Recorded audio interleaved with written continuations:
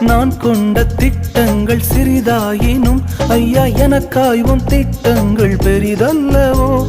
புழுதியில் இருந்து என்னை உயர்த்தினீரே, ராஜாக்களோடு அமர்த்தினீரே.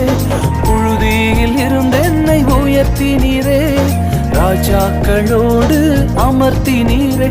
உந்தன் கிருபைகளை எண்ணி நான் பாடுவேன், உந்தன் மகிமைதனை தினம் நான் ருசிப்பேன். அல்லேலுயா அல்லேலுயா அல்லேலுயா அல்லேலுயா.